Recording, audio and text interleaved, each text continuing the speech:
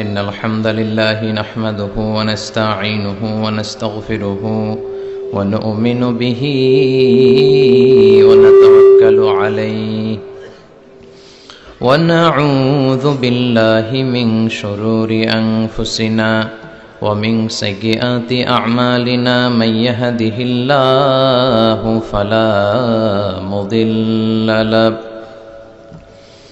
ومن يضلل فلا هادي له أي فلن تجد له وليا مرشدا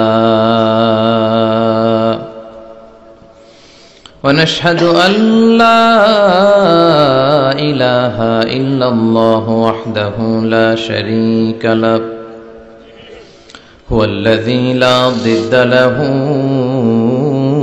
ولا ند له لا مثل له ولا مثيل له لا وزير له ولا كفيل له لا شبه له ولا شبيه له لا ولد له ولا والد له وهو الواحد الفرد الصمد لم يلد ولم يولد ولم يكن له كفوا أحد ونشهد أن سيدنا ونبينا وحبيبنا وبشيرنا ونذيرنا وطبيبنا وطبيب أرواحنا وحبيبنا وحبيب ربنا محمدا عبد الله ورسوله أرسله بالحق بشيرا ونذيرا وداعيا إلى الله بإذنه وسراجا منيرا أما بعد فقد قال الله تعالى في كلامه المجيد وفي فرقانه الحميد أعوذ بالله من الشيطان الرجيم بسم الله الرحمن الرحيم ولقد آتيناك سبعا من المثاني والقرآن العظيم إن الله وملائكته يصلون على النبي يا أيها الذين آمنوا صلوا عليه وسلموا تسليما اللهم صل على محمد وعلى آل محمد كما صليت على إبراهيم وعلى آل إبراهيم إنك حميد مجيد اللهم بارك على محمد وعلى آل محمد كما باركت على إبراهيم وعلى آل إبراهيم إنك حميد مجيد সকল প্রশংসার মালিক কে? সব ক্ষমতার উৎস কে? কেউ যেটা পারে না পারে কে? কেউ যেটা দেখে না দেখে কে? কেউ যেটা শোনে না শোনে কে? বিশ্বাস হয় তো? যেটা কেউ দেখে না সেটা দেখে, যেটা কেউ শোনে না সেটা শোনে। তিনি সব ক্ষমতার আধার, সবচাইতে শক্তিশালী, সব রাজার বড় রাজা, মহারাজা, ঠিক কিনা? আমাদের যার অন্তরে যত জ্বালা যন্ত্রণা আকাঙ্ক্ষা এগুলোকে পূর্ণ করতে পারে একজন সত্তা, তিনি কে? হাদিসে কুদসিতে আল্লাহ বলেন, তোমরা যদি পৃথিবীর সবাই মিলে কোন বিশাল এক ময়দানে দাঁড়িয়ে দুহাত তুলে ফরিয়াদ করো আর বলো, আল্লাহ আমাকে এটা দাও, ওটা দাও, নারী দাও, গাড়ি দাও, বাড়ি দাও, সব দাও। আল্লাহ একের পর এক পৃথিবীর সব মানুষের সব চাওয়াগুলোকে যদি পাওয়াতে রূপান্তরিত করে সবও যদি দিয়ে দেয়, আল্লাহর ধন ভাণ্ডারের 1 ইঞ্চিও কমবে না। এজন্য চাইতে হবে একজনের কাছে, তিনি কে? সে আল্লাহর জন্য আমরা সবাই পড়ছি আলহামদুলিল্লাহ। আওয়াজ করে পড়েন, রব্বানা লাকাল হামদ হামদান কাসীরান তাইয়িবান মুবারাকান ফি ইয়া রাব্বি লাকাল হামদু কামা ইয়ানবাগি লিজালালি ওয়াজহিকা ওয়া আযীমি সুলতানিকা লাকাল হামদু বিল ঈমান লাকাল হামদু বিল ইসলাম লাকাল হামদু বিল কুরআন। জান্নাতে যারা ঢুকবে, জান্নাতের গলায় যেন, জান্নাতীদের গলায় যেন কোনো তৃষ্ণা না লাগে, এজন্য আল্লাহ তাআলা জান্নাতের ভেতরে 4 ধরনের সারাবান তাহুরার ঝর্ণা রাখবেন। কয় ধরনের? 1 নাম্বার হচ্ছে মিনারেল ওয়াটারের ঝর্ণা। মিনারেল ওয়াটার খান আপনারা? কোনটা খান? মাম খান, কেউ ফ্রেশ খায়, আর অ্যাকুয়াফিনা, আর কি খান? স্পা, আর কিনলে।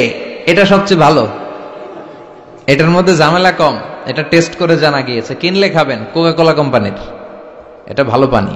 কিনলে সবচেয়ে purified water ever in Bangladesh. বাংলাদেশে পাওয়া পরীক্ষিত সবচাইতে বিশুদ্ধ পানি হচ্ছে কিনলে। তো একজনকে মার্কেটিং করে দিতেছে হুজুরে। ভালো জিনিসের প্রশংসা করতে হয়, ঠিক কিনা? তো জান্নাতে যারা যাবে তাদের জন্য আল্লাহ তাআলা 4 ধরনের সারাবান তাহুরা রাখবে। সুবহানাল্লাহ কইবেন না? 1 নাম্বার মিনারেল ওয়াটার, মিনারেল ওয়াটারের ঝর্ণা, আপনি ওখান থেকে দেদারসে পান করবেন। নাম্বার 2 দুধের ঝর্ণা, দুধের ঝর্ণা, ফ্রেশ মিল্ক এর ঝর্ণা থাকবে। নাম্বার 3 মধুর ঝর্ণা, মধু খাবেন বেশি বেশি, মধুর মধ্যেও শিফা আছে। এই কোরআনে 2টা জিনিসের ক্ষেত্রে আল্লাহ উল্লেখ করেছেন শেফা। এক হচ্ছে কোরআন, কোরআনটা নিজেই শেফা, সুবহানাল্লাহ। আর হচ্ছে দুধ, আর হচ্ছে মধু, মধুর ভিতরে শেফা আছে না নাই? আছে। তো বিশুদ্ধ পানির ঝর্ণা, দুধের ঝর্ণা, মধুর ঝর্ণা, আরেকটা থাকবে মদের ঝর্ণা। সুবহানাল্লাহ বাড়িতে গিয়ে বলেন। দুনিয়াতে মদ খাওয়া হারাম করছে কে? আর ওই আল্লাহ জান্নাতে আপনাদেরকে মদ খাওয়াবে। বোতলের মদও আছে, এটার নাম রাহিকুম মাখতুম, সিলড ওয়াইন। মিজাজুহা কাফুরা, কর্পূরের ফ্লেভার থাকবে। মিজাজুহু মিন তাসনিম, তাসনিমের ফ্লেভার থাকবে। মিজাজুহা জানজাবিলা, জিঞ্জার ফ্লেভার, আদার ফ্লেভার থাকবে। সুবহানাল্লাহ পড়েন। কিন্তু ওই মদ খেলে মুখে দুর্গন্ধ হবে না, মাথায় মাতলামি আসবে না। আল্লাহু আকবার। কারণ ওই মদটা জান্নাতের যে সুন্দর সুন্দর সুঘ্রাণওয়ালা গাছ আছে, ফুল আছে, ওই ফুলের নির্যাস থেকে আল্লাহ বানাবেন। সুবহানাল্লাহ পড়েন। তো এজন্য এই 4 ধরনের সুপেয় পানি আল্লাহ তাআলা জান্নাতীদের জন্য রাখবেন। এর চেয়ে দামি একটা পানি রাখবেন, ওইটার নাম হচ্ছে আল কাউসার। কি নাম? পড়েন, ইন্না আ'তাইনাকাল কাউসার ফাসাল্লি লিরাব্বিকা ওয়ানহার ইন্না শানিআকা হুয়াল আবতার। সুবহানাল্লাহ। কাউসারের একটা ঝর্ণা থাকবে। এই কাউসারের পানি আহলা মিনাল আসাল, হাউজে কাউসারের পানি মধুর চেয়েও মিষ্টি। আবিয়াদু মিনাল লাবান, দুধের চেয়েও সাদা। আবরাদু মিনাস সালজ, বরফের চেয়েও ঠান্ডা। এক ঢোক যে খাবে চিরকালের জন্য তৃষ্ণা মিটে যাবে। এই সবগুলো যেন আল্লাহ আমরা পান করতে পারি। আরো জোরে পড়েন আমিন। জান্নাত এমন জায়গা, যে জায়গায় শুধু শান্তি আর শান্তি। জান্নাতে অশান্তি আছে? মারামারি, কাটাকাটি, কিলাকিলি, হরতাল, টেনশন, ব্যারাম আছে কি? আরাম। জান্নাতে আছে কি? নাই কি? ব্যারাম। আরামের জায়গা, কোনো টেনশন নাই। জান্নাতের ভিতরে রোদ নাই, বৃষ্টি নাই, ভূমিকম্প আছে? দুনিয়াতে ভূমিকম্পের টেনশন হয় না? বন্যা আছে জান্নাতে? পুলিশের দৌড়ানি, র্যাবের দৌড়ানি আছে? বাড়ি ভাড়ার টেনশন, বিদ্যুৎ বিল, গ্যাসের বিল, ঘুমে ধরে না আমাদের, ঠিক কিনা? জান্নাতে কোনো টেনশন নাই। জান্নাত হচ্ছে আরামের জায়গা। আপনারা যারা যাবেন জান্নাতে 60 হাত লম্বা হয়ে ঢুকবেন। আহলুল জান্নাতে জুরদা ওয়া মুরদা, জান্নাতীরা হবে পশমবিহীন। এই যে দুনিয়াতে দাড়ি রাখা ওয়াজিব বা সুন্নাতে মুআক্কাদা, কিন্তু জান্নাতীদের গালে কোনো দাড়ি থাকবে না, মোজ থাকবে না, গায়ে পশম থাকবে না। আবনাউ 30 ওয়া 30, সব জান্নাতি পুরুষরা হবে 33 বছরের তাগড়া যুবক। আল্লাহ, এখানে যেমনি আমরা একত্রিত হলাম, তোমার জান্নাতেও যেন আমরা একত্রিত হতে পারি, তুমি তৌফিক দাও। আর জোরে পড়েন আমিন। এতগুলো কথা কোত্থেকে এসেছে জানেন? জিজ্ঞেস করেছিলাম সবচেয়ে দামি সূরা কোনটা? একজন বলছে বাকারা। বাকারা মানে গাভী, গাভী থেকে দুধ, দুধ থেকে জান্নাত। সুবহানাল্লাহ পড়েন। কোরআনের কথা শেষ হতে চায় না, ইন্টার রিলেটেড, তাই না? একটার সাথে আরেকটা মিলে থাকে। খেয়াল রাখবেন, আল্লাহর কথা রাসূলের কথায় কোনো ফাঁক ফোকর নাই, আছে? এজন্য এই দুইজনের কথাই আমরা মানব। বিদায় হজের ভাষণে বিশ্বনবী বলেছিলেন, লাকাদ তারাকতু ফীকুম আমরাইন লান তাদিল্লু মা তামাসসাকতুম বিহিমা কিতাবাল্লাহ ওয়া সুন্নাত রাসূলি। আমি তো চলে যাব, রেখে যাব দুটো জিনিস, যদি দুটো জিনিসকে মেনে চলো কখনো বিভ্রান্ত হবে না। একটা হচ্ছে আল্লাহর কিতাব, আর একটা হচ্ছে বিশ্বনবীর সুন্নাত। এই দুইটা আমরা আঁকড়ে ধরবো। রাজি আছেন তো? পৃথিবী যেদিকে যাক আমি থাকবো দুইটা নিয়ে, ইনশাআল্লাহ। পড়েন। কোরআনের সবচেয়ে দামি সূরা কোনটা বলেন? ফাতিহা। কিছু বলতেছে ফাতিহা, পিছনের ভাইরা কি বলবেন? হ্যাঁ, ইয়াসিন। আর আচ্ছা, এবার বলেন, আমি সহজ করে দিই, বলেন কোন সূরা না পড়লে নামাজ হয় না? এবার ক্লু পাইছে, এবার ক্লু পেয়েছে। এই সূরা ছাড়া নামাজ হয় না। আমি যদি পড়াই হবে না, এই মসজিদের ইমাম সাহেব পড়াইলে হবে না, কিন্তু বাইতুল মুকাররমের খতিব পড়াইলে আবার হবে। হবে না? শাইখ আব্দুর রহমান সুদাইস পড়ালে তো হবেই। খাইছে কত বড় মুফতি দেখছেন, ফতোয়া দিয়ে দিচ্ছে জি না, আসলেই হবে না। কারণ এটা এমন সূরা, এই সূরা না পড়লে নামাজ হয় না। বিশ্বনবী বুখারীর বর্ণনায় বলেছেন, আ'যামুস সুওয়ার ফিল কোরআন, কোরআনের সবচেয়ে দামি সূরা। এটা আমার বানানো কথা না, সবচেয়ে দামি সূরা। এই সূরার মতো সূরা কোরআনে তো নাই, তাওরাতের ভেতরেও নাই, ইনজিলের ভেতরেও নাই, জাবুরের ভেতরেও নাই। 60টা মাত্র আয়াত। কয়টা? কার কার মুখস্থ নাই হাত তোলেন। সূরা ফাতিহা মুখস্থ নাই কার কার? হাত তোলেন। হিন্দু ভাই নাই কেউ? আমাদের অনেক মাহফিলে হিন্দুরা আসে, হিন্দুদেরও মুখস্থ। সুবহানাল্লাহ কইবেন না? এই দেশের অনেক হিন্দুরা কালেমা পড়ে জানেন, বিশেষ করে তুফানের সময় আরো বেশি পড়ে। কক্সবাজারে যখন জলোচ্ছ্বাস হয়, তখন মহেশখালীতে যে বৌদ্ধ মন্দির আছে, স্বর্ণ মন্দির, ওই বৌদ্ধ মন্দিরের গৌতম বুদ্ধের যারা অনুসারী তারা নিচে নেমে আসে তুফান দেখে, আর বলে লা ইলাহা। ওরা বোঝে তুফান থেকে শুধু একটা কালেমাই বাঁচাতে পারে, আল্লাহ ছাড়া বিপদ থেকে কেউ বাঁচাতে পারে। আমি একবার লঞ্চের ভেতরে তুফানে পড়ছিলাম, তো লঞ্চ ডুবে যাবে তুফানের ধাক্কায়। তো দেখলাম লঞ্চের ভেতরে শুধু মুসলমানরাই জিকির করে না, হিন্দুরাও জিকির করে। তুফান থেমে যায়, জিকিরও থেমে যায়। কত বড় ডাকাত! তুফান শুরু, জিকিরও। সবার মুখে এক চিৎকার, বাঁচাও। আমি বললাম কে বাঁচাবে? কে? হুজুর আমনে। ভাবছে আমি দোয়া কালাম পড়লে বেঁচে যাবে, তো আমি বললাম আমি যে বাঁচাবো, আমারে বাঁচাবে কে? মনে রাখবেন, কেউ বাঁচাতে পারে না, একজন ছাড়া। চিৎকার করে বলতে হবে তিনি কে। কোরআনের সবচেয়ে দামি সূরার নাম সবাই বলেন। এই সূরাতুল ফাতিহার মাত্র 7টা আয়াত। কয়টা আয়াত? এই 7টা আয়াত নিয়ে কয়েক মিনিট একটু আল্লাহর রাস্তায় কুরবানি করা যাবে না? কান দুইটা খরগোশের মতো খাড়া করেন। খরগোশ কান খাড়া করে শুনে, এজন্য খুব পিন ড্রপ সাইলেন্ট, পিন পতন নীরবতাও খরগোশ কান দিয়ে শুনতে পায়। তো আমি যতক্ষণ আপনাদের খেদমতে কিছু কথা বলবো, কান দুটো খাড়া করে রাখতে হবে। পারা যাবে না? এই সূরাটা হচ্ছে আউয়ালুস সূরা নাযালা কামিলান মিনাল কোরআন, কোরআনের সর্বপ্রথম নাজিল হওয়া পূর্ণাঙ্গ সূরা। এই সূরার আগে কোন সূরা পূর্ণাঙ্গ একসাথে নাজিল হয় নাই। কোন সূরার 5 আয়াত, 10 আয়াত, 20 আয়াত। আপনারা যে এখন সুন্দর কোরআন দেখতেছেন, বিশ্বনবীর সময় কি এই কোরআন ছিল? না। 23 বছরের লম্বা জিন্দেগিতে বিশ্বনবীর কাছে এই কোরআন নাজিল হয়েছে। পরবর্তীতে এটার কম্পাইলেশন করা হয়েছে, scripture, holy scripture, the Quran. whereof there is no doubt, no suspicion in it, and a guidance to those who are muttaqin. এটা এমন বই যেটাতে আল্লাহ কোনো ভুল রাখে নাই, মুত্তাকিনদের জন্য এটা পথ নির্দেশিকা হিসেবে আল্লাহ পাঠিয়েছে। পড়েন সুবহানাল্লাহ।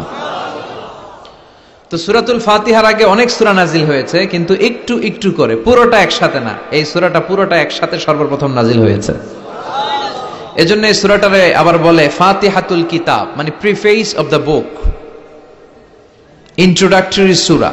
কোরআনটা খুললেই সর্বপ্রথম আপনার নজরে যে সূরাটা পড়বে, সূরাটার নাম সবাই বলেন সূরাতুল ফাতিহা।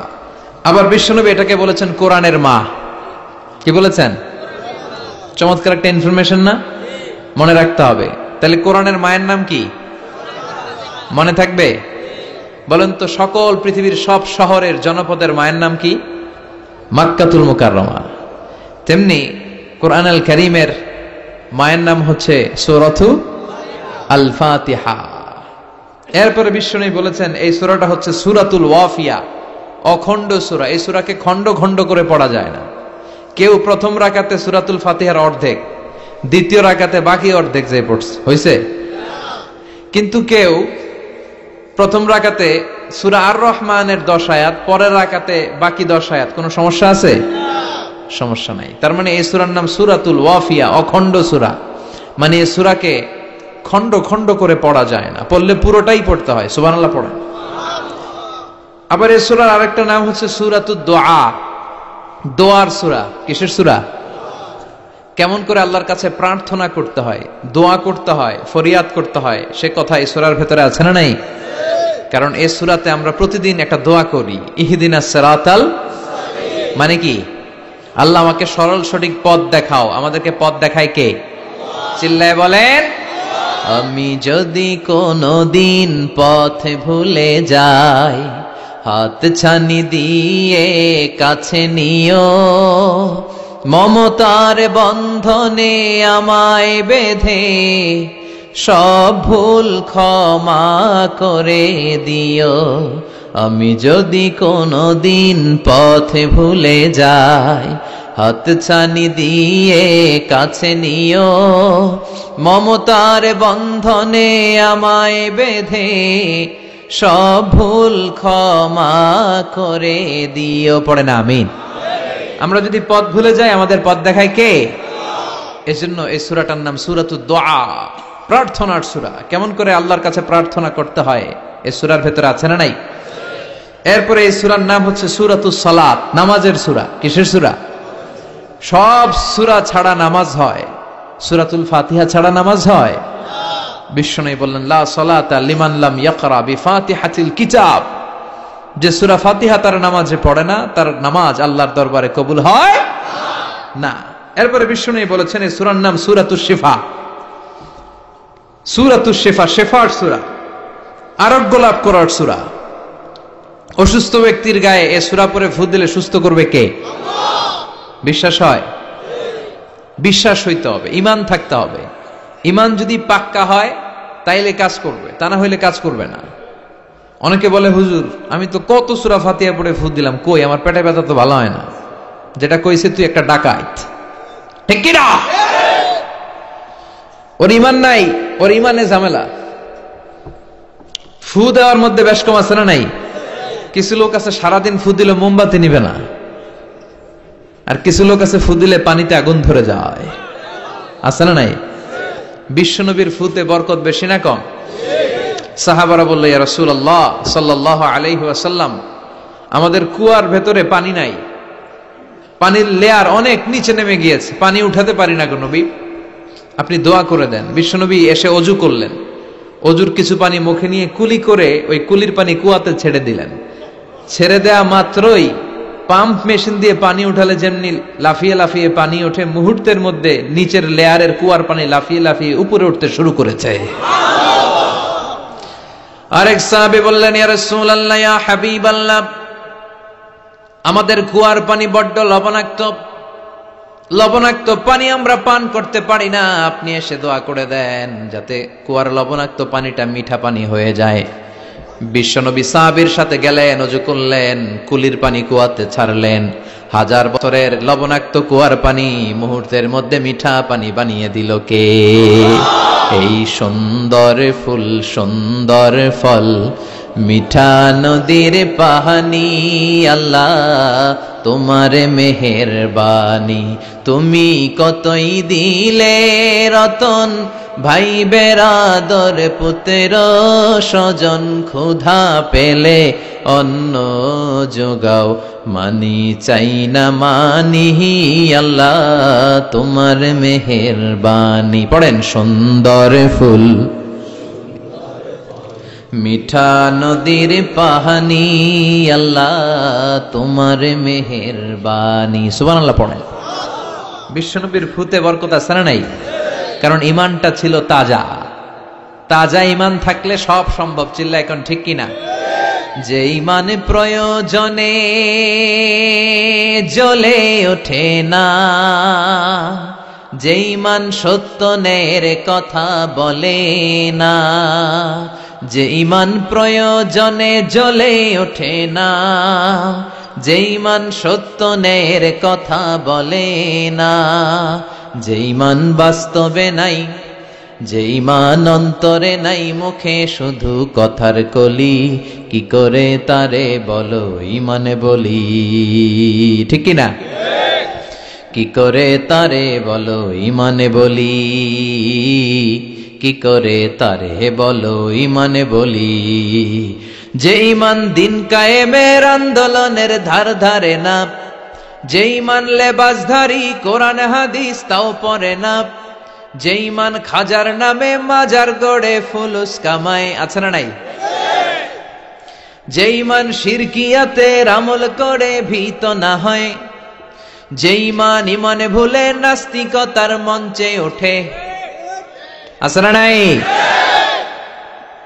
যে ইমান বাতিল মতের দোসর হয়ে ফায়দা লুটে, যে ইমান শুধুই কেবল খায় দায় আনন্দ করে, যে ইমান দেখে না যে আরাকানে ভাইরা মরে, যে ইমান বাস্তবে নাই, যে ইমান অন্তরে নাই, মুখে শুধু কথার কলি, কি করে তারে বলো ইমানে বলি?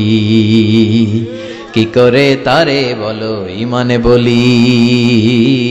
কি করে তারে বলো ইমানে বলি? চিৎকার করে বলেন ঠিক কিনা? তার মানে ইমানে ইমানে পার্থক্য আছে না নাই?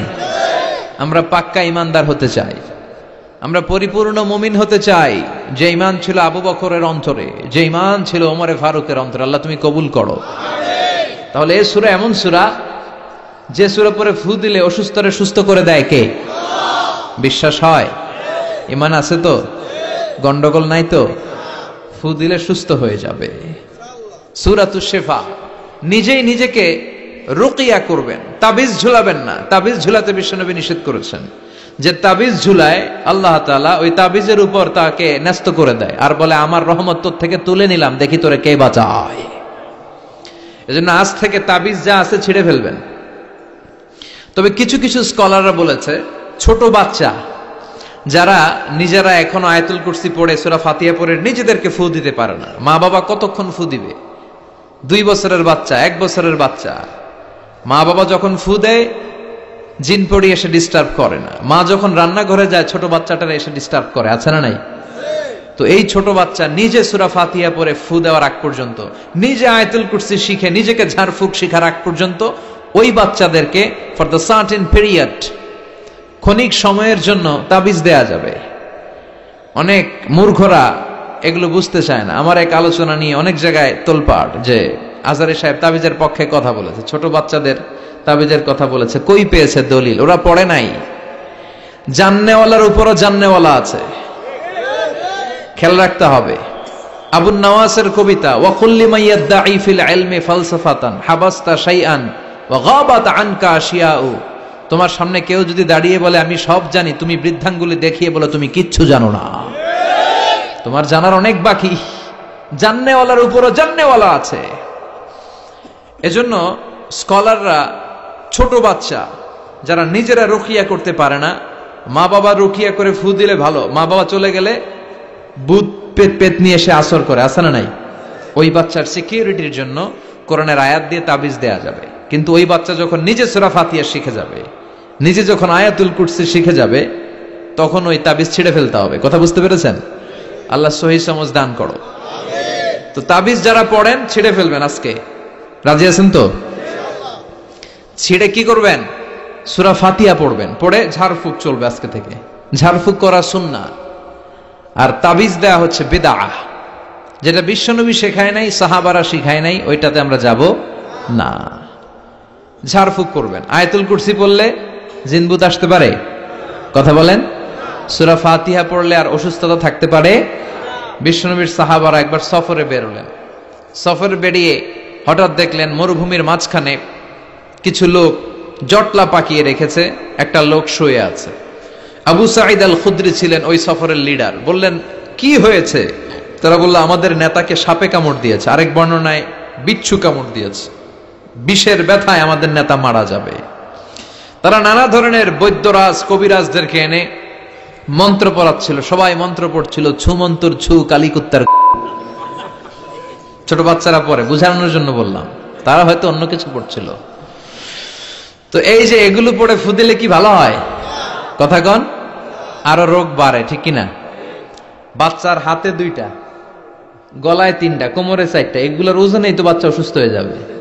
কথা বুঝতে পেরেছেন? আবার কোমরে লাগায়, এটারে কি বলে? কাইতন। কি কয়? তাগা। চাচাই বলতেছে তাগা। তাগা টাগা লাগাবেন না। সূরা ফাতিহা পড়ে আজকে থেকে ফু দিতে হবে। আমার মাইকের আওয়াজ নিশ্চয়ই শহরের অনেক দূর যাচ্ছে, মায়েরা বোনেরা শুনে রাখবেন, অসুস্থ আপনি সূরা ফাতিহা পড়ে ফু দেন। বিশ্বনবী রাতের বেলায় বিছানায় যাওয়ার আগে সকাল সন্ধ্যা 3 কুল পড়ে হাতে ফু দিতেন, এরকম 2 হাতটা একসাথে করে এখানে ফু দিয়ে মাথা থেকে শুরু করে মেসেজ করতেন পা পর্যন্ত, দেহের যতটুকু জায়গায় যায়। সূরাতুল ইখলাস, সূরাতুল ফালাক, সূরাতুন নাস, এই 3টা সূরাকে একসাথে বলে কুল আস-সালাসা, মানে 3 কুল। কি বলে? এই 3 কুল পড়ে না, যায় লিটন দেওয়ানের কাছে। কই যায়? লিটন দেওয়ান কিছু করতে পারে? লিটন দেওয়ান নাকি ভবিষ্যৎ বলে দিতে পারে। তো যমুনা ফিউচার পার্কে না বসুন্ধরাতে মনে হয় ওর চেম্বার, ওখানে আগুন লাগলো বসুন্ধরায়। তো র্যাবের প্রধান যে ওরা কয়েকবার গ্রেফতার করছে, তো একবার গ্রেফতার করে বলে, কি রে তুই সারা বাংলাদেশের 17 কোটি মানুষের ভাগ্য বলে দিস, তোর চেম্বার যেই শপিং মলে, এই শপিং মলে আগুন লাগবে, আগে গলি না কেন? তারপর হাতের রেখাতে অনেকে ভাগ্য বলতে চায়, এটা ভুয়া কথা। এই হাতের রেখায় কোনো ভাগ্য থাকে না। আপনারা শুনলেই কিছু মানবেন না, আপনারা কোরআন হাদিস দিয়ে যাচাই করবেন, দলিল খুঁজবেন। কি খুঁজবেন? দলিল। 1.5 কাঠার একটা জায়গা কুমিল্লা শহরে কিনবে, এটার দলিলটা ঠিক আছে কিনা দেখার জন্য পাগল হয়ে যায়। নিজে বুঝে না, আরেকজনের কাছে যায় যে পাক্কা বুঝে, দেখেন দলিলটা ঠিক আছে কিনা। তো 1.5 কাঠা জায়গার দলিল ঠিক আছে কিনা পাগল হয়ে গেলে, যেই জান্নাতের দাম গোটা দুনিয়াটারে 10,000 বার বিক্রি করলেও জান্নাতের একটা চেয়ারের দাম হবে না, ঠিক কিনা? তো ওই জান্নাত আপনি পাবেন যেই আমল করে, ওই আমলের দলিল লাগবে না? কথা বলেন। তবে বিনয়ের সাথে, কারো কাছে যখন দলিল চাবেন বিনয়ের সাথে আগে বুঝে নিবেন কার সাথে কথা বলতেছেন। You have to know who you are talking with, you don't know who you are dealing with. অনেকে জানে না কার সাথে কেমন করে কথা বলতে হয়। এজন্য আমি বলি যে জাননেওয়ালার উপরও জাননেওয়ালা আছে, তোমার অনেক পড়তে হবে, অনেক জানতে হবে, তাহলে তুমি সব বুঝবা, ঠিক কিনা? তো আমরা ঝাড়ফুঁক করব। আবু সাইদ খুদরি বলল, এই ছুমন্তর সু কালিকুত্তার ঘু, এটাতে কিছু হবে না। আমার কাছে এমন জিনিস আছে, এটা দিয়ে ফু দিলে ভালো করে দেয় কে? সবাই বলল, তাহলে আমাদের নেতাকে ভালো করো। আবু সাইদ খুদরি বলল, তাহলে আমার ছাগল দিতে হবে, 1 পাল ছাগল। ওরা রাজি হলো, সবাইকে সরিয়ে উনি বসলেন। এই জীবনে প্রথম উনি রুকিয়া করেছেন। সূরা ফাতিহা পড়ে একবার ফু দিলেন, চোখ বন্ধ ছিল, সর্দারের চোখ খুলে ফেলেছে। আবার ফু দিলেন, এবার বসে গেছে, আবার ফু, হাঁটতে শুরু করছে, পুরা সুস্থ। সুবহানাল্লাহ পড়েন। 1 পাল ছাগল পেলেন, পথিমধ্যে একটা ছাগল জবাই করেও খেলেন।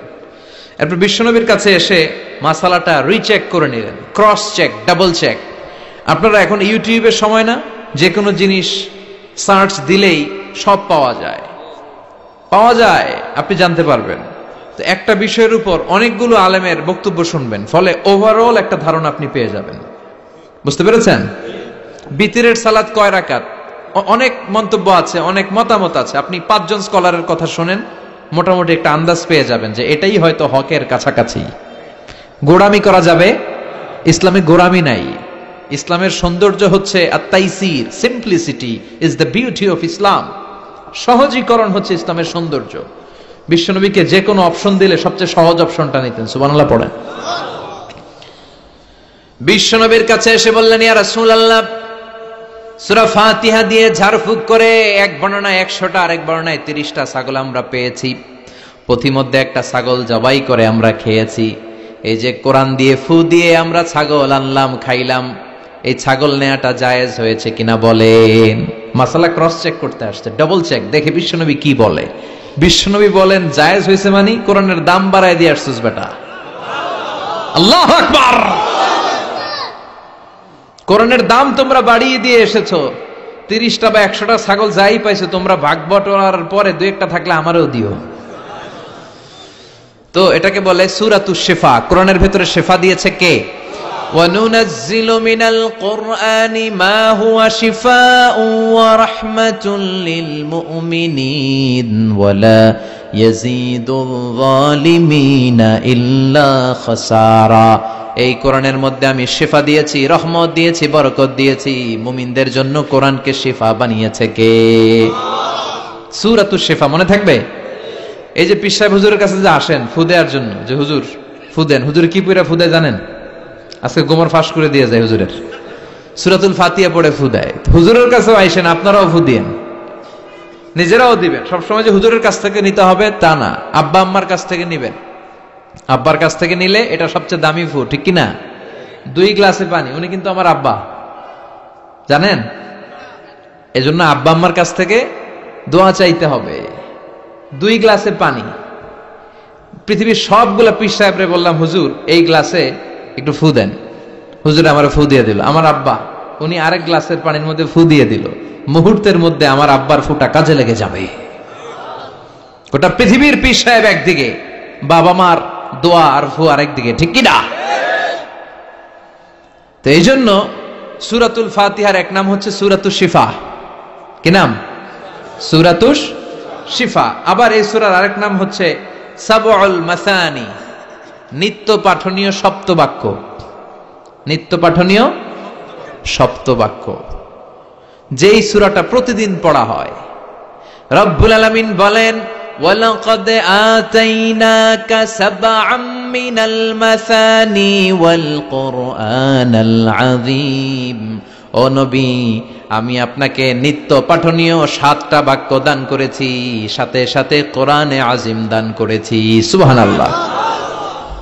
নিত্য পাঠনীয় 7টা বাক্য, এমন 7টা বাক্য এই সূরাতুল ফাতিহা, যে 7টা বাক্য সব সময় পড়তে হয়। যারা প্রতিদিন নামাজ পড়ে, শুধু ফরজ নামাজ পড়ে, তার 17 বার পড়তে হয় এই সূরাটা। সুবহানাল্লাহ মাহফিলের পরে। আর যারা সুন্নাত সহ পড়ে, তাদের প্রতিদিন 32 বার এই সূরাটা পড়তে হয়। তাহলে যেই লোকটার বয়স হয়েছে 50 বছর, সে যদি নামাজি হয়ে থাকে, একটু হিসাব করেন, লোকটার বয়স কত? 50। আর লোকটা নামাজি না বেনামাজি? নামাজি। নামাজি লোক বয়স 50 বছর। তাহলে এই 50 বছরে সে যে কত লক্ষবার সূরা ফাতিহা পড়ছে ও নিজে জানে? সুবহানাল্লাহ কই? আল্লাহু আকবার। এমন সূরা যেটা প্রতিদিন পড়তে হয়। আবার বিশ্বনবী বললেন, লা তুহসা আজাইবুহু ওয়ালা তাবলা গরাইবুহু ফিহি মাসাবিহুল হুদা ওয়া মানারুল হিকমা। কোরআন এমন কিতাব, সূরাতুল ফাতিহা এমন সূরা, এই সূরার আশ্চর্যান্বিতার কোনো শেষ নাই। এই সূরা কোনোদিন পুরান হয় না। যাদের 80 বছর বয়স, কত কোটিবার আপনি সূরা ফাতিহা পড়ছেন? বুকে হাত দিয়ে বলেন তো, কখনো কি আপনার মনে হয়েছে যে প্রত্যেক দিন নামাজটা শুরু করলে এই সূরাটা দিয়ে শুরু করতে হয়? কত কোটিবার বললাম, আর ভাল লাগে না, পুরান পুরান লাগে। বুকে হাত দিয়ে বলেন, দাঁড়ান একজন, যে হুজুর আমার কাছে আর ভাল লাগে না, সূরাতুল ফাতিহা পড়তে পড়তে এটা পুরান লাগে, কালকে থেকে কুলহুয়াল্লাহ দিয়ে শুরু করুন। এরকম ডাকাইতে আছে কেউ? নাই। কারণ কোরআন কখনো পুরান হয় না, যতই পড়ি ততই নতুন। চিল্লায় পড়েন আল্লাহু আকবার। এজন্য বিশ্বনবী বললেন, ও উম্মতেরা শোনো, এই 7টা সূরা দেখতে ছোট, 7টা আয়াত বিশিষ্ট, এই সূরাটাকে দেখতে ছোট মনে হয়, সবার মুখস্থ, প্রত্যেকের কলিজার ভেতরে আছে। তোমাদের কাছে সাধারণ মনে হয়, সূরাটা সাধারণ না, অসাধারণ করে সূরাটারে নাজিল করেছে কে?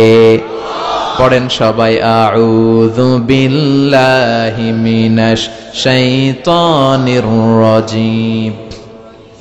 বিসমিল্লাহির রহমানির রহিম। আলহামদুলিল্লাহি রাব্বিল আলামিন।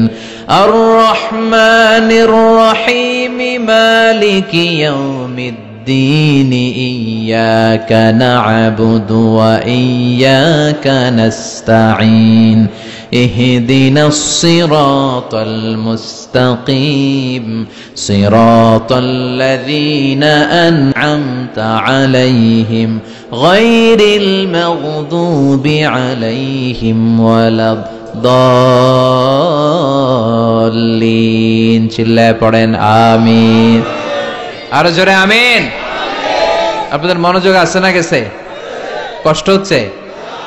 কি বলেন? আমার তো কষ্ট হচ্ছে। রাত বাজে 12টা 5, এখনো আপনাদের ধৈর্যচ্যুতি হয় নাই? কফি খেয়ে আসছেন বোধহয়। কি কফি খাইছেন বলেন? Nescafe, espresso, মকা, লাটে, old town coffee, Starbucks, এগুলো খেয়ে আসছেন? কষ্ট হচ্ছে না তো? 7টা আয়াত বিশিষ্ট সূরা। রব্বুল আলামিন এই সূরাটাকে ওয়েলকামিং লেটার করে পাঠিয়েছেন। আল্লাহু আকবার। ওয়েলকামিং লেটার, অভিনন্দন পত্র। মন্ত্রী যদি আসে আমাদের প্রোগ্রামে, মাঝে মাঝে মন্ত্রী, MP, member of the parliament, ওনারা আসে না? আসলে আমরা ওয়েলকামিং লেটার দেই, স্মারকলিপি দেই, অভিনন্দন পত্র দেই, ঠিক কিনা? অভিনন্দন পত্রের ভেতরে 3টা জিনিস থাকে। কয়টা? চিল্লায় বলেন। প্রথমে থাকে প্রশংসা, মন্ত্রীর প্রশংসা। এরপর থাকে পরিচয়, এরপর থাকে দাবি দেওয়া। 3টা পার্ট থাকে একটা ওয়েলকামিং লেটারে। কয়টা পার্ট? প্রথমে থাকে প্রশংসা। মন্ত্রীর প্রশংসা করি যে আপনি 1000 বছরের শ্রেষ্ঠ সন্তান, আপনার চেয়ে ভালো মানুষ এই এলাকায় নাই, আপনার চরিত্র ফুলের চেয়েও পবিত্র। এগুলো আমরা বলি, প্রশংসা করতে হয়, ঠিক কিনা? দ্বিতীয় পর্যায়ে থাকে ওয়েলকামিং লেটারের ভেতরে নিজেদের পরিচয়, আপনারা কারা। তারপর আমরা পরিচয় দিই যে আমরা এই মসজিদের গভর্নিং বোর্ডের মেম্বার্স, আমরা এই মসজিদের লোক, আমরা এই হাই স্কুলের সদস্য, আমাদের একটা একাডেমিক ভবন লাগবে, আমাদের মসজিদের 3 তলার কাজ ধরেছি, ওইটা লাগবে, ওইটা লাগবে। এগুলো আমরা পরে বলি, আমরা নিজেদের পরিচয় দেই। প্রশংসার পরে আমরা পরিচয়, যে আমরা এই মাহফিলের ইন্তেজামিয়া কমিটি, আমরা এই স্কুলের গভর্নিং বোর্ডের সদস্য, নিজেদের পরিচয় দেই। প্রশংসাও করলাম, পরিচয়ও দিলাম। এরপরে আছে কি? দাবি দেওয়া। আমাদের দাবি মানতে হবে, নইলে গদি ছাড়তে হবে। এরপরে আমরা দাবি দেওয়াতে যাই। তো সূরাতুল ফাতিহাটাকে আল্লাহ তাআলা এরকম একটা ওয়েলকামিং লেটারের মতো করে পাঠালেন। আল্লাহ বুঝাতে চাইলেন প্রতিদিন পড়বি তো, এজন্য 3 ভাগ করে দিলাম। সুবহানাল্লাহ। প্রথম 3টি আয়াতে আমি রব্বুল আলামিনের প্রশংসা তোরা করবি। চতুর্থ আয়াতে তোরা তোদের নিজেদের পরিচয় আমার কাছে পেশ করবি। এরপরে শেষ 3টা আয়াতে তোদের দাবি দাওয়া বিনয়ের সাথে আমার কাছে পেশ করবি। প্রথম 3 আয়াতে প্রশংসা কার? আল্লাহ বললেন আলহামদুলিল্লাহি রাব্বিল আলামিন। সকল প্রশংসার মালিক হলেন আল্লাহ, যিনি হলেন জগৎ সমূহের রব। আল্লাহু আকবার। হামদুন মানে প্রশংসা। হামদুন মানে কি? প্রশংসা কার? কম কম না বেশি বেশি? বিশ্বনবী মসজিদে নববীতে ইমামতি করছেন, আল্লাহু আকবার বলে নামাজ শুরু করলেন, কেরাত পড়লেন, রুকুতে গেলেন, রুকু থেকে দাঁড়িয়ে বিশ্বনবী পড়লেন সামি আল্লাহ। পেছন থেকে সাহাবারা ছোট্ট আওয়াজে গুনগুনিয়ে পড়লেন রব্বানা রব্বানা ওয়ালাকাল হামদ। এক সাহাবী নিচ থেকে ফিসফিস করে পড়লেন হামদান কাসীরান তাইয়িবান মুবারাকান ফি। 4টা অতিরিক্ত শব্দ নিচ থেকে বানিয়ে পড়লেন। কয়টা? 4টা শব্দ আমার সাথে সাথে আওয়াজ করে পড়েন। হামদান কাসীরান তাইয়িবান মুবারাকান ফি। আবার পড়েন হামদান কাসীরান তাইয়িবান মুবারাকান ফি। 4টা শব্দ। বিশ্বনবী সালাত শেষ করলেন, সালাত শেষে তিনি আওয়াজ করে পড়তেন আল্লাহু আকবার, 3 বার পড়তেন আস্তাগফিরুল্লাহ। এরপর আজকার গুলো পড়ে তিনি সাহাবাদেরকে বললেন, কে অতিরিক্ত 4টা তাসবিহ পড়েছো? দাঁড়াও, আমি তো এই 4টা তাসবিহ শিখাই নাই, কে পড়েছো? কেউ দাঁড়ায় না, ভয়। বিশ্বনবী অভয় দিলেন, দাঁড়াও, আমি কিচ্ছু বলবো না। এক সাহাবী দাঁড়ালেন, দাঁড়িয়ে বললেন, ইয়া রাসূলুল্লাহ, আমি পড়েছি। বিশ্বনবী বললেন, কেন পড়েছো? এই হামদান কাসীরান তাইয়িবান মুবারাকান ফি, এই 4টা তাসবিহ তো আমি শিখাই নাই, পেলে কোত্থেকে? সাহাবী বলে, ইয়া রাসূলুল্লাহ, ইয়া হাবিবাল্লাহ, আল্লাহর তাসবিহ যখন আমি পড়ি, আল্লাহর জিকির যখন আমি পড়ি, কম কম পড়লে আমার পোষায় না, আমার পড়তে হয় বেশি বেশি। এজন্য আমি নিজ থেকে আই ফেব্রিকেটেড দিস তাসবিহ, আমি নিজ থেকে এটা বানিয়ে পড়েছি। বিশ্বনবী বললেন, ও সাহাবী, ভয় পেও না, চিন্তা করো না, তোমরা দেখো না এই নামাজরত অবস্থায় আমি দেখেছি বিদউ ওয়া 30 মালায়েকা, 30 জনেরও বেশি ফেরেশতা তোমার এই অতিরিক্ত 4টা যে তাসবির সওয়াব হয়েছে, এই 4টা তাসবির সওয়াবটা 30 জনেরও বেশি ফেরেশতা কে কার আগে এই সওয়াবটা আল্লাহর আরশে পৌঁছে দিবে, এই নিয়ে ফেরেশতাদের মধ্যে আকাশে প্রতিযোগিতা চলছিল। আকাশে তারা কম্পিটিশন করছিল, কে কার আগে আল্লাহর দরবারে পৌঁছে দিবে এই প্রশংসা। এজন্য আল্লাহর প্রশংসা কম কম না বেশি বেশি? আল্লাহর প্রশংসা করে আমরা শেষ করতে পারবো? সাগরের জলকে কালি করে, গাছের পাতাকে খাতা করে, তোমার মহিমা লেখা শেষ হবে না, যদিও লিখি প্রভু জীবন ভরে।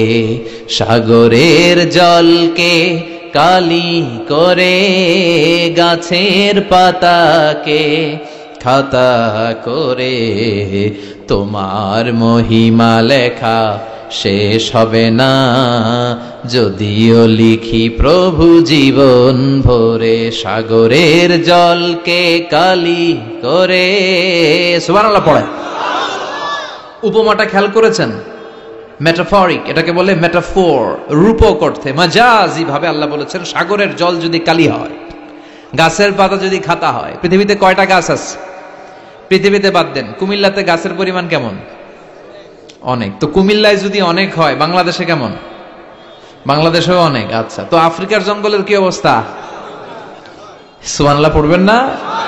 এই সব গাছের পাতা যদি খাতা হয়ে যায়, সাগরের জল যদি কালি হয়ে যায়। পৃথিবীর সবচেয়ে গভীরতম সাগরের নাম প্রশান্ত মহাসাগর, গভীরতা সবচেয়ে গভীর জায়গার নাম মারিয়ানা ট্রেঞ্চ, গভীরতা প্রায় 36,000 ফিট। দ্বিতীয় গভীরতম সাগরের নাম আটলান্টিক মহাসাগর, সবচেয়ে গভীরতম জায়গার নাম হচ্ছে পোয়েটোরিকো, এই পোয়েটোরিকোর গভীরতা প্রায় 33,000 ফিট। মহাসাগর কি পৃথিবীতে শুধু 2টা? কথা বলেন। প্রশান্ত মহাসাগর, আটলান্টিক মহাসাগর, ভারত মহাসাগর, উত্তর দক্ষিণ, কত মহাসাগর, কত সাগর। এই আমাদের বঙ্গোপসাগর, লোহিত সাগর, ভূমধ্য সাগর, চায়না সাগর, কৃষ্ণ সাগর, সাগর আর সাগর।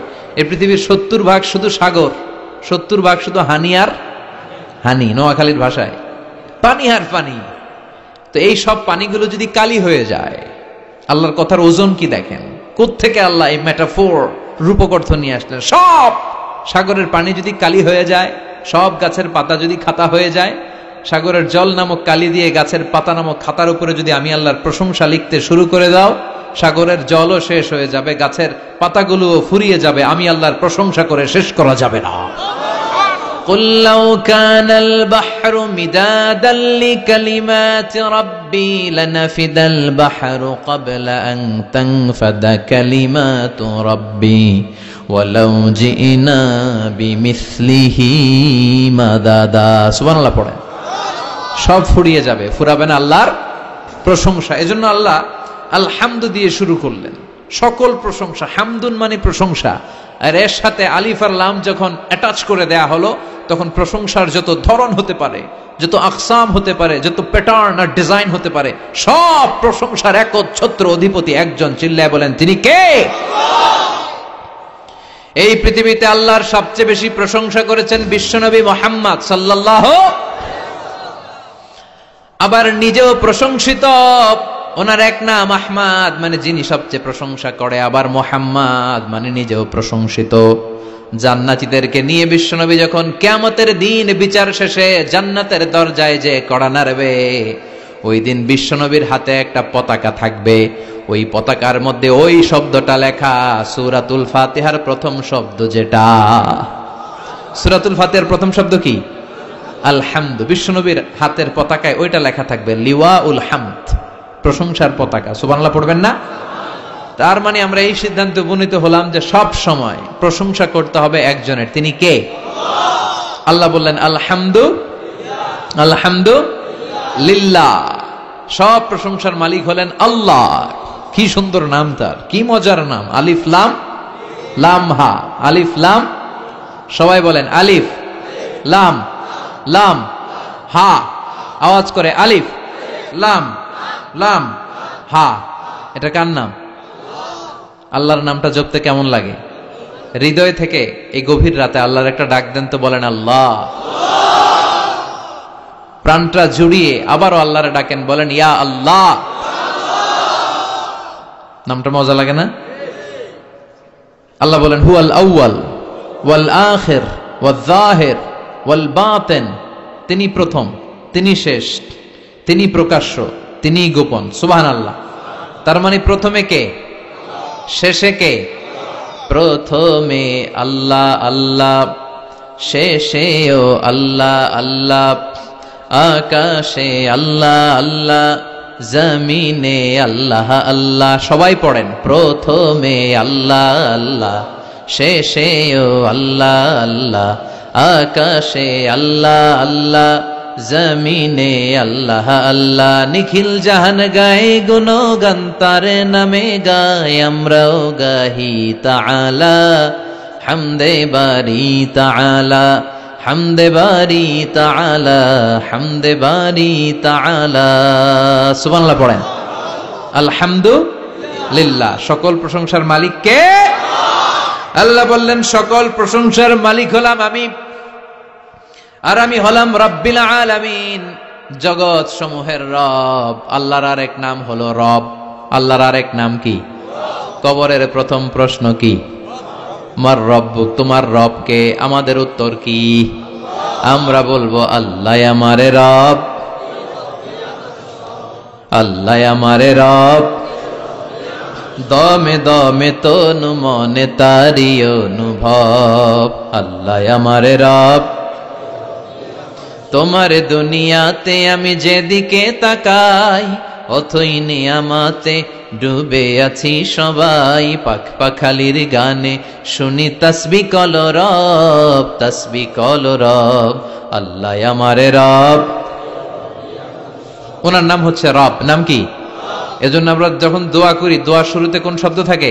রব। রব্বানা যালামনা আনফুসানা ওয়া ইল্লাম তাগফির লানা ওয়া তারহামনা লানাকুনান্না মিনাল খাসিরিন। রব্বানা আতিনা ফিদ দুনিয়া হাসানাতাও ওয়া ফিল আখিরাতি হাসানাতাও ওয়া কিনা আযাবান নার। মুসা আলাইহিস সালামের জিহ্বা দিয়ে কথা বেরোয় না, উনি দোয়া করলেন রব্বিশরাহলি সাদরি ওয়া ইয়াসসিরলি।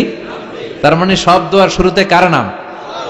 আবার যখন আমরা রুকুতে যাই আমরা পড়ি সুবহানা রাব্বিয়াল, আবার যখন আমরা সিজদায় ঢলে পড়ি আমরা পড়ি সুবহানা রাব্বিয়াল আ'লা। চিল্লায় কোন ঠিক কিনা?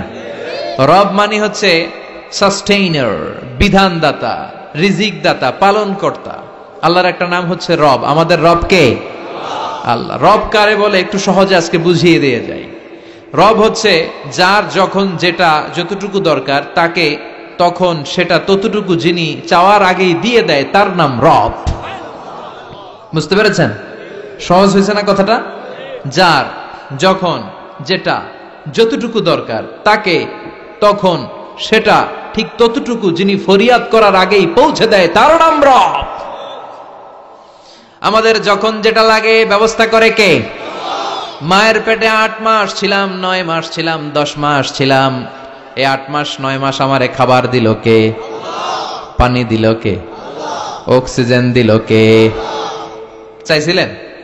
মায়ের পেটে চাইছিলেন না আল্লাহর কাছে যে আল্লাহ ঠিক মতো দিও, টাইমলি খাবার পাঠায় দিও? চাইছিলেন? চাওয়ার আগে যার যা লাগে কে দেয়? তাকে বলে রব। আবার মায়ের পেট থেকে দুনিয়ায় আসলেন, আমার মায়ের জরায়ুর সাথে আমার নাড়ের একটা কানেকশন, একটা লাইন, ওই লাইন দিয়ে আল্লাহ 9 মাস যাবত আমারে পানি দিলেন, খাবার দিলেন, অক্সিজেন দিলেন। সঙ্গত কারণেই দুনিয়াতে আসলে দুনিয়ার মানুষ ওই লাইনটা কেটে দেয় নাকি রেখে দেয়? কেটে দেয়। কেটে দিলে বাচ্চা প্রথম চিৎকারটা দেয়, মানব শিশু প্রথম চিৎকার হাঁকে পৃথিবীতে, ওয়া ওয়া। আমরা শুনি ওয়া, আসলে আল্লাহরে ডাক দেয়। আল্লাহরে ডেকে বলে, মাবুদ, খাবারের, অক্সিজেনের আর পানির একটা মাত্র লাইন ছিল, চিল্লায় বলেন কয়টা? দেখো দুনিয়ার মানুষ কত নিষ্ঠুর। আসার সাথে সাথেই কারোর সাথে আমার শত্রুতা নাই, জমি নিয়ে মারামারি নাই, কিলাকিলি নাই, একটা মাত্র খাবারের লাইন দিয়ে 10 মাস বেঁচেছিলাম। মানুষগুলো নিষ্ঠুর, খাবারের একটা লাইন কেটে দিল, এখন খাবো কি? আল্লাহ বলেন, গোলাম, যে আল্লাহ 10 মাস ধরে মায়ের পেটে খাওয়ালাম, ওই আল্লাহ এখনো আছি না নাই? একটা লাইন ছিল মায়ের নাড়ের ভেতরে, খাবারের একটা লাইন, চিন্তা নাই, কষ্ট নাই, দুঃখ নাই। একটা খাবারের লাইনের বদলে আজ থেকে তোর মায়ের বুকের ভেতরে খাবারের 2টা লাইনের ব্যবস্থা করে দিলাম। চাইছিলেন যে আল্লাহ আসার সাথেই তো আমার লাইন কেটে দিবে, খানা কিন্তু রেডি রেখেন আল্লাহ? চাইছিলেন না সবাই? চাওয়ার আগেই যার যা লাগে যিনি দিয়ে দেয় তার নাম তাফসীর। বুঝতে পারছেন? এরপরে মায়ের দুধ খেতে লাগলাম। মায়েরা গভীর রাত মাইকের সাউন্ড যাদের কানে যায়, বুকের দুধ খাওয়াবেন ছেলে মেয়েদেরকে। বাচ্চা ডেলিভারি হওয়ার পরেই মায়ের বুকে যে দুধটা, সেটার বলে শাল দুধ। এটা আল্লাহর পক্ষ থেকে বাচ্চার জন্য প্রাকৃতিক টিকা। সুবহানাল্লাহ কইবেন না? আমরা হসপিটালে যে টিকা দেই 5টা 7টা, প্রথম টিকাটা আল্লাহ ফ্রি দিয়ে দিছে। বাচ্চাদের গ্রোথ হবে না যদি না খাওয়ান। খাওয়াবেন, সব মায়েরা খাওয়াবেন। ওয়াল ওয়ালিদাতু ইউরদি'না আওলাদাহুন্না হাওলাইনি কামিলাইন, 2 বছর খাওয়াবেন। যারা বৃদ্ধাশ্রমে থাকতে চান না তারা খাওয়াবেন, আর যারা ডানু খাওয়াবেন তাদের জায়গা হবে কি?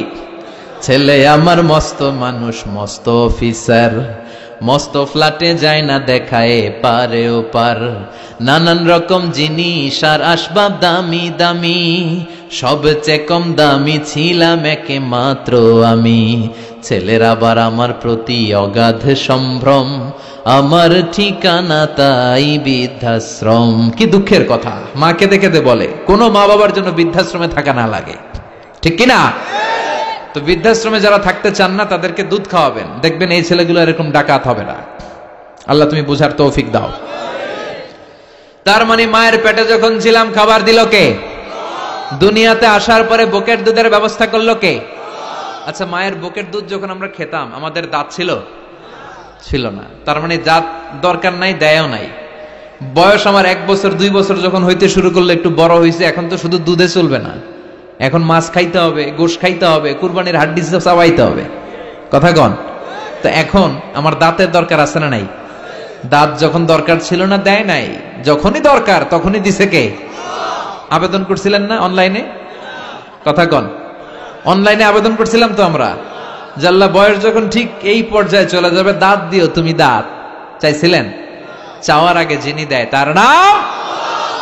দেখেন বাংলাদেশে ভাল্লুক, উল্লুক, বাঘ যেগুলো আছে এগুলোর গায়ের পশমগুলো পাতলা। এই বাঘই যেগুলো স্ক্যান্ডিনেভিয়ান কান্ট্রিগুলোতে, সাইবেরিয়াতে আছে, ডেনমার্কে আছে, সাইবেরিয়াতে, তারপর নরওয়েতে, অসলোতে যেই বাঘ ভাল্লুকগুলো আছে ওদের চামড়া ইয়া মোটা, মনে হয় যেন প্রাকৃতিক কম্বল দিয়ে আল্লাহ এই সিংহটারে তৈরি করছে। উট শুধু আরব দেশেই নাই, আরব দেশের উটের চামড়া বড় পাতলা, কিন্তু নরওয়ে আর স্ক্যান্ডিনেভিয়ান ওই বরফের এলাকাতে উট হয়, ওই উটের গায়ের মধ্যে ইয়া লম্বা লম্বা পশম। তার মানে ওখানে প্রচন্ড ঠান্ডা, ওখানে সার্ভাইভ করতে গেলে, বাঁচতে হলে গায়ের মধ্যে মোটা কম্বল লাগবে। চাওয়ার আগেই ওই প্রাণীগুলোরে কম্বল দিয়ে পাঠিয়েছে কে? আবার এই দেশের প্রাণীগুলোর চামড়া যদি মোটা হতো, উলের পশম থাকতো আর কম্বলের মতো সেটিং করা থাকতো, এই দেশের বাঘ ভাল্লুক গুলার কষ্ট হতো। তাই এদেশের বাঘ ভাল্লুক আর ওটের চামড়া পাতলা করেছে কে? সুবহানাল্লাহ কইবেন না? যার যখন যেটা যতটুকু দরকার তাকে তখন সেটা ততটুকু চাওয়ার আগে যিনি দেয় তার নাম। যেখানে যতটুকু লাগে, কুমড়া গাছ, লাউ গাছের নিচে কেউ বিশ্রাম নেয়? বিশ্রাম নেই কই? বট গাছের নিচে। সুবহানাল্লাহ কইবেন না? একজন লোক, ছোটবেলা গল্প শুনেছি, বট গাছের নিচে শুয়ে শুয়ে আল্লাহর গালি দিচ্ছে। আল্লাহর কেমন বিবেক, ইয়া বড় বট গাছ আর বট ফলগুলা এত ছোট ছোট, আর লাউ গাছ আর কুমড়া গাছের ইয়েটা কি খুব মোটা না চিকন? চিকন হয়ে এরকম বেড়ে ওঠে লাউ গাছ। লাউ গাছরে দিল আল্লাহ এত চিকন করে, ফল দিছে এত মোটা। আর এত বিশাল বড় বট গাছ, এটার ফল হইলো এত ছোট। তো আল্লাহর গালি দিতে দিতে কোন সময় যে ঘুমাই গেছে নিজেও জানে না। হঠাৎ করে নাকের মধ্যে ছটাং করে বট ফল পড়ছে একটা, লাভ দিয়ে উঠছে, নাক দিয়ে রক্ত বের হওয়া শুরু হয়েছে। রক্ত মুছতে মুছতে মনে মনে ভাবে, আসলেই তো আমি বড় একটা উল্লুক্কা পাঠা।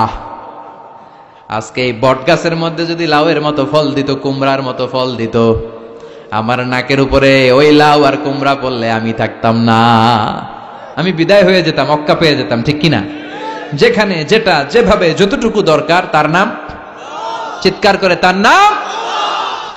আল্লাহ বললেন, আমি হলাম রব্বিল আলামিন, জগৎ সমূহের রব।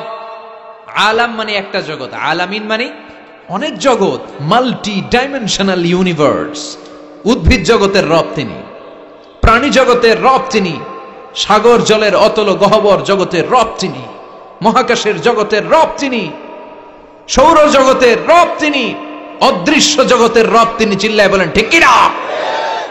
এজন্য আল্লাহ বললেন, আলহামদুলিল্লাহি রাব্বিল আলামিন, যত জগৎ আছে সব জগতের রব আল্লাহর জন্য প্রশংসা। রাজি আছেন? আরো শুনবেন? শেষ করে দেই। আর রহমানির রহিম, তিনি দয়ার সাগর, তিনি দয়ালু, তিনি মায়াবী, তার মায়ার শেষ নাই, তার দয়ার শেষ নাই, তিনি দয়ার সাগর। আল্লাহ তুমি দয়ার সাগর, রহমানুর রহিম, তোমার দয়াই পূর্ণ আমার সারা নিশিদিন। সুবহানাল্লাহ পড়েন। আল্লাহ বলেন, রাহমাতি ওয়াসিআত কুল্লা শাই, সব জায়গায় আমার রহমত বিস্তৃত। এমন কোন জায়গা নাই যেই জায়গায় আমি আল্লাহর রহমত নাই। আল্লাহর রহমত ছাড়া পৃথিবীতে কিছু হয় নাকি? এই যে আজকে বসে আছি, ওয়াজ শুনতেছি, কার রহমতে? কার দয়ায়? আল্লাহ বললেন, এই রহমত দয়ার ভালোবাসারে আমি সৃষ্টি করার পরে 100 টুকরা করলাম। কয় টুকরা? 100 টুকরা করার পরে নিজের মধ্যে আমি 99 টুকরা দয়ার ভালোবাসা রেখে দিলাম। 1 টুকরা দয়া মায়া পৃথিবীর সবার মাঝে ঢেলে দিলাম। সাইয়েদনা আদম থেকে শুরু করে up to the day of judgment, কিয়ামত পর্যন্ত সবার মাঝে আল্লাহ রহমতের 1 টুকরা দিছে, ছিটে ফোঁটা। হুজুর পাইছে একটু, আমি পাইছি একটু, উনি পাইছে, উনি, সবাই মিলে আমরা 1 ফোঁটা ভাগে যোগে পাইছি দয়ার ভালোবাসা। সবাই মিলে 1 ভাগ ভালোবাসার, আর 99 ভাগ ভালোবাসা কার? ওনার ভালোবাসা বেশি না কম? 1 ভাগ ভালোবাসা আমরা পেয়ে পৃথিবীতে ভালোবাসার গানের শেষ নাই, ভালোবাসার মুভির শেষ নাই, ভালোবাসার উপন্যাসের শেষ নাই। আবার আইয়ুব বাচ্চু বলছে, সব ভালো তুই একা বাসিস নে, একটু ভালোবাসিতে দিস মোরে। আছে না নাই? কত ভালোবাসা, চিন্তা করছেন? 1 ভাগ ভালোবাসা আমরা পেয়ে কত ভালোবাসার গান, নাটক, সিনেমা। তো 1 ভাগ ভালোবাসার ঠেলা যদি এমন হয়, যার মধ্যে তিনি 99 টুকরা ভালোবাসা রেখে দিয়েছেন, তার ভালোবাসাটা কত?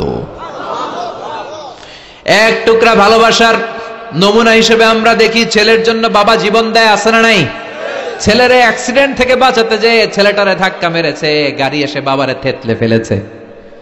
বন্যার পানিতে মা ডুবে যায়, ছোট কন্যাটারে বালতির মধ্যে ধরে রেখেছে, পানি খেতে খেতে মা দুনিয়ায় নাই, মেয়েটা মরে নাই, আছে না নাই? 1 টুকরা ভালোবাসার ছিটে ফোঁটা তুমি পেয়েছো। তার নমুনা যদি এমন হয়, 99 টুকরা ভালোবাসা নিয়ে যিনি আরশের উপরে আছে, তার দয়া কত? Do you feel that? Do you imagine that? আপনি কি এটা ফিল করেন? আপনাকে ফিল করতে হবে। এজন্য আল্লাহ বলে, গোলাম 24/7, 24 ঘন্টা আমার দরজা খোলা। কত পাপ করেছিস, কত অন্যায় করেছিস, কত পর্নোগ্রাফি দেখেছিস, কত হিন্দি সিনেমা দেখেছিস, কত অশ্লীল মেয়েদের নাচ দেখেছিস, রাত্রিবেলা নেকেড ভিডিও দেখেছিস, কত অন্যায় করেছিস, আজও আমার দরজা তোর জন্য খোলা আছে না নাই? চোখের পানি ছাড়, যায় নামাজটা বিছিয়ে দে, 2 রাকাত নামাজ পড়ে আমারে ডাক দে, ডাক দেওয়ার সাথে সাথে তোর দোয়া কবুল হয়ে যাবে। কত পাপ করেছিস, আল্লাহ ডেকে বলে, তোর পাপ যদি হয় খালের পানির সমান, বিলের পানির সমান, আমি আল্লাহর দয়া তো সাগরের পানির সমান। তোর পাপ যদি হয় পাহাড়ের সমান, জেনে রাখ আমি আল্লাহর দয়া আকাশের সমান। ভরসা লাগে? আল্লাহর উপর ভরসা লাগে না? মনে রাখবেন, এখানে আমরা সবাই পাপী। আমরা কি? কুল্লুকুম খাত্তাউন খায়রুল খাত্তাইন আত-তাওয়াবুন। সবাই পাপী, কিন্তু সবচেয়ে ভালো পাপী ওই পাপী যেই পাপী পাপ করার পরেই তওবা করে। তওবা করতে রাজি আছেন তো? যত পাপ আপনার হোক, টেনশন নাই, আমাদের ভরসা একজনের উপর। চিল্লায় বলেন, তিনি কে?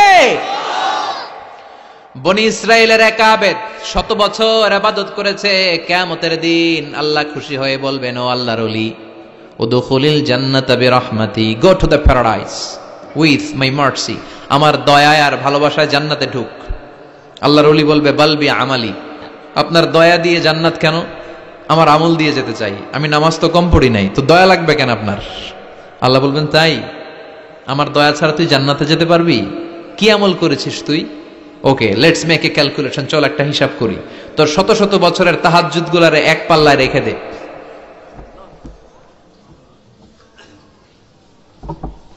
Alright, got it. শত শত বছরের আমলগুলো রেখে দে, আর দয়া করে মায়া করে চোখগুলো যে একটা পাল্লায় রেখে দিয়েছি, দুনিয়াতে সৌন্দর্য দেখার জন্য চোখ যে দিয়েছি, চোখটা একটা পাল্লায় রেখে দে। এক পাল্লায় 500 বছরের তাহাজ্জুদ, আরেক পাল্লায় কি? এই দুটি চোখ দিয়েছি বলে দেখো যে কত অপরূপ, নয়নাভিরাম খেতে খামারের জুড়ায় জ্বালা, বিধুর ধূপ তোমারে দেয়া চোখের শুকুর, জানাবো তার ভাষা কই। যতই দেখি ততই যেন পলক ছাড়া চেরই। সুবহানাল্লাহ পড়েন। চোখের এক পাল্লায় চোখ রাখা হবে, আর এক পাল্লায় 500 বছরের তাহাজ্জুদ রাখা হবে। ওজন দেওয়ার পরে দেখা যাবে মুহূর্তের মধ্যে চোখের পাল্লা ভারী হয়ে গেছে। আল্লাহ বলেন, এবার হিসাব বলে তুই জাহান্নামে যাবি। Go to the hell fire, জাহান্নামে যা। কয় আল্লাহ মাফ চাই, দোয়াও চাই। জাহান্নামে আমি পড়তে পারব না, মাফ করে দেন, আমি বুঝি নাই। আপনার দয়া, রহমত, ভালোবাসা ছাড়া কশিন কালে কারো জান্নাতে ঢোকা সম্ভব? এজন্য আল্লাহ বলেন, আমি রহমান, আমি রহিম। এরপর আল্লাহ বললেন, মালিক ইয়াউমিদ্দিন, আমি হলাম বিচার দিবসের মালিক। কোন দিবসের মালিক? যেই দিবসে কেউ কাউরে চিনবে না। পীর সাহেব মুরিদরে চিনবে না, মুরিদ পীর সাহেবরে চিনবে না, বাবা ছেলেরে চিনবে না, ছেলে বাবারে চিনবে না, নেতা কর্মীরে চিনবে না, কর্মী নেতারে চিনবে না, ভাই বোনরে চিনবে না। সূর্যটা মাথার কাছে চলে আসবে। সূর্যের তাপে মানুষের মাথার মগজগুলো গলে গলে নাকের ছিদ্র আর কানের ছিদ্র দিয়ে বেয়ে বেয়ে পড়বে। সবাই উলঙ্গ, নেকেড, সবার মুখে ইয়া নাফসি ইয়া নাফসি। সেই বিচার দিনের মালিক একজন। চিল্লায় বলেন, তিনি কে? এরপর আমরা পরিচয় দিলাম, ইয়াকা না'বুদ, আল্লাহ শুধুই আপনার ইবাদত করি। ওয়া ইয়াকা নাস্তাঈন, শুধু আপনার কাছে আমরা সাহায্য চাই। এবার দাবি দাওয়া, ইহদিনাস সিরাতাল মুস্তাকিম। ও আল্লাহ, show us the right path, show us the correct path. আমাদেরকে পথ দেখায় কে?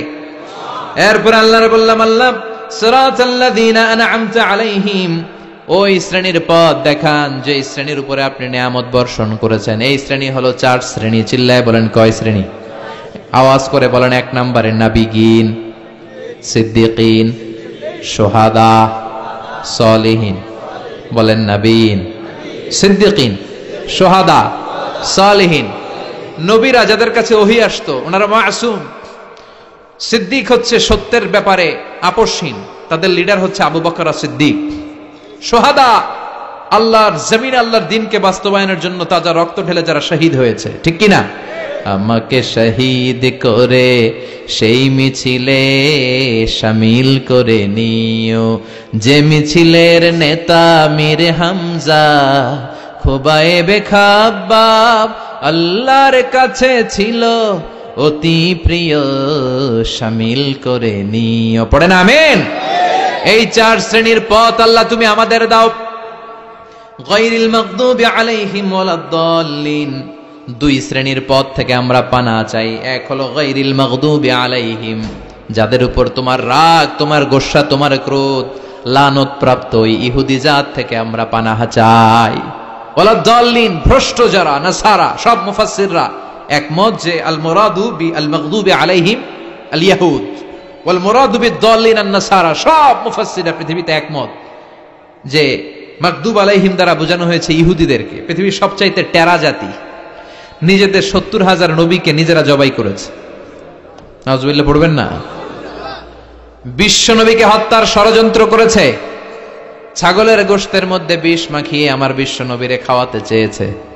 এমনকি বিশ্ব নবী ইন্তেকালের পর বিশ্ব নবীর লাশ মোবারক চুরির ষড়যন্ত্র করেছে। এরা সবচেয়ে বড় সুদখোর, সবচেয়ে বড় মুনাফিক, সবচেয়ে বড় বাটপার। এই জাতিটার নাম হচ্ছে ইহুদি। এইডসের ছড়াছড়ি পৃথিবীতে ছড়িয়েছে ওরা। বম্বিং হামলা, বোমা হামলা কারে বলে, ককটেল ফুটানো, গ্রেনেড হামলা পৃথিবীবাসী জানতোই না, ওরা শিখিয়েছে। বিমান কেমন করে পাইলটকে হাইজ্যাক করে ছিনতাই করতে হয় ওরা শিখিয়েছে। এজন্য ওদের সাথে মুসলমানদের কোনো সম্পর্ক নাই। চিল্লায় বলেন ঠিক কিনা? এরপরে ওয়ালা দলিন, যারা ভ্রষ্ট, পথভ্রষ্ট, ঈসা আলাইহিস সালাম রে মানতে মানতে আল্লাহর ছেলে বলে দাবি করে, ওই নাসারাদের থেকেও আমরা পানাহা চাই। ঠিক কিনা? এই সুন্দর প্রার্থনা যখন আমরা করলাম, এখন আমিন বলার দরকার আছে না নাই? আওয়াজ করে পড়ে না আমিন।